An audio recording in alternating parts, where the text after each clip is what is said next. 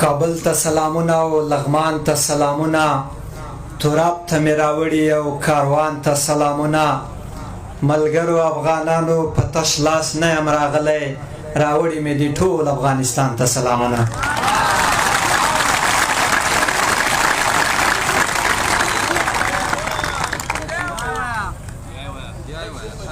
کابل ته سلامونه او لغمان ته سلامونه، تراب ته مې راوړي او کاروان ته سلامونه.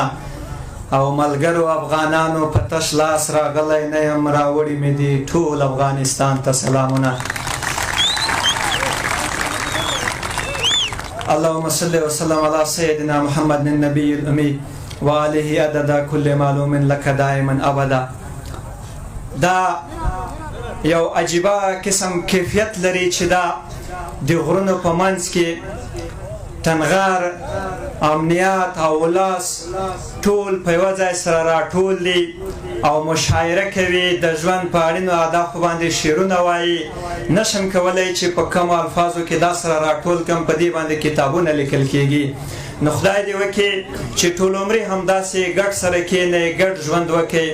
دا چې د ما یو نیمګړی ارمان و چې زه په خپل ژوند کې افغانستان ووینم، خپل لوی کور ووینم، دا ارمان مې پوره شوی دی. په جامو کې نه ځایږم چې د تاسو په منځ کې ولاړ یم او په افغانستان کې یم. ډېره زیاته مننه. زه وایم چې شعرونه یو څه در سره شریک کړم. زما شعرونه به ډېر عاجز وي د تاسو په مخ کې. دلته ډېر تکړه تکړه شاعران ناست دي، خو مګر بیا هم هغه ادبي ذوق دی، غواړم چې در سره مات یې کړم. نو شعر ته راځم چې یو څه نیمګړي ارمانونه دي، خو څه یې کوې، زما واړه واړه سوالونه دي، خو څه یې کوې. سیند ته دې واچولم اوس راباندې ویر هم کوي، سیند ته دې واچولم اوس راباندې ویر هم کوي. جانانه ټول دې تا کارونه دي، خو څه یې کوې. مننه. زه د جانان په حسن نوره کیسه نه کوم، خو په مخ یې درې رنګه خالونه دي، خو څه یې کوې. چې څومره خاندمه باور وکړه چې داسې نه ده، چې څومره خاندمه باور وکړه چې داسې نه ده. په زړه مې ښه پرېمان غمونه دي، خو څه یې کوې. او په خاموشۍ کې مې ویرونه پټ دي نه یې ښایم، په خاموشۍ کې مې ویرونه پټ دي نه یې ښایم. ډېر مسخ شوي ارزښتونه دي، خو څه یې کوې. که لږ راښه شولې بیا مونږ هم بې ننګه نه یو، زمونږ د غرونو غوندې زړونه دي، خو څه یې کوې.